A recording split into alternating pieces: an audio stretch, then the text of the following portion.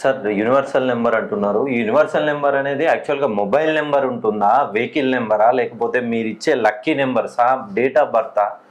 So ఈ కొత్తగా ఇది అంటున్నారు, దీంట్లో ఉన్న లుస్కి ఏంటి సార్? అసలు ఏం అర్థం? యూనివర్సల్ నంబర్ అంటే అందరికి ఏం అర్థం కావట్లేదు ఇప్పుడు. ఎస్ సార్, అవునండి. యూనివర్సల్ నంబర్ అనేది మన మొబైల్ నంబరు ఉంచుకునే విధానం. ఇప్పుడు అందరూ ఫ్యాన్సీ నంబర్లో తీసుకుంటారు. నాకు 99 కావాలి, 888 కావాలి, 00 కావాలి, 111. ఫ్యాన్సీని బట్టి లక్షల రూపాయలు రేట్లు పెట్టి తీసుకుంటుంటారు. Yes yes yes. సో అవి యూనివర్సల్ నంబర్ కావాలి, అవి ఫ్యాన్సీ నంబర్లు జస్ట్. ఓకే. యూనివర్సల్ నంబర్ అనేది మనం ఇప్పుడు ఏదైనా కొత్తగా వ్యాపారం చేస్తాం అనుకోండి, ఆ వ్యాపారానికి ఖచ్చితంగా నంబర్స్ కావాలి. ఆ నంబర్స్ ఏదో యూనివర్సల్ నంబర్ లో తీసుకోండి. ఓకే. యూనివర్సల్ నంబర్ మరి ఎలా అనేది మీకు ఒక డౌట్, అంతేనా? మీరు అడిగేది అదే కదా. ఈ యూనివర్సల్ నంబర్ అసలు ఏంటి? అది ఇప్పుడు తీసుకోవాలని అంటే మళ్ళీ మీకు కాల్ చేసి మీరు చెప్పేంత వరకు రిటైలర్ దగ్గర నంబర్స్ ఉండవు కదా సార్? ఓకే. అదో రిటైలర్ షాప్ కు పోతారు.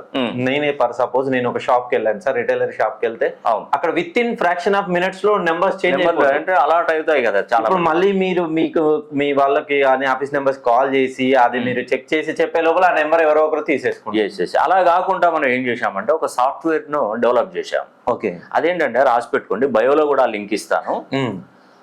Universal dot okay ramkrishnihan.com.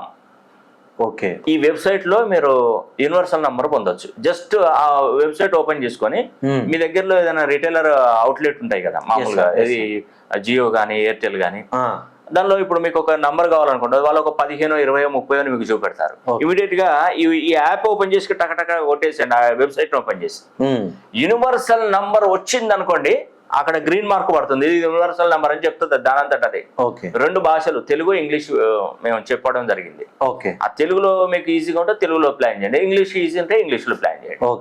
అది యూనివర్సల్ నెంబర్ అని పడుతుంది. ఒకవేళ ఈ రోజు మీరు షాప్ కి వెళ్ళారు, యూనివర్సల్ నెంబర్ వాళ్ళ దగ్గర ఉన్న దాంట్లో దొరకకపోతే మళ్ళీ సేమ్ మీకు దొరికే వరకు, అది 5 ఏళ్ళు కానీ 10 ఏళ్ళు కానీ 10 సంవత్సరాలు కానివ్వండి, మీకు అవకాశం అయితే ఉంటది. అంటే ఒక యూనివర్సల్ నెంబర్ దొరికేంత వరకు ఆ లింక్ రన్ అవుతూనే మీ డేట్ ఆఫ్ బర్త్ ఉండాలి. ఇంకొకటి, డేట్ ఆఫ్ బర్త్ లేని వాళ్ళకి యూనివర్సల్ నెంబర్ పనిచేయదు. డేట్ ఆఫ్ బర్త్ కన్ఫర్మ్ గా ఉండాలి. సరే, అసలు ఈ యూనివర్సల్ నెంబర్ ని ఎట్లా మ్యాచ్ చేశారు సార్? అంటే వారి యొక్క డేట్ ఆఫ్ బర్త్ ఉంటది కదా, డేట్ ఆఫ్ బర్త్ ప్రకారము మనకు ఒక నెంబర్ విధానం, అంటే 10 డిజిట్స్ లో 10 డిజిట్స్ లో ఏ డిజిట్ అయితే బాగుంటుంది అనేది కూడా అది క్యాలిక్యులేషన్ చేసుకుంటది. Okay okay. మినిమం ఈ తేదీలో పుట్టిన వారికి ఇలాంటి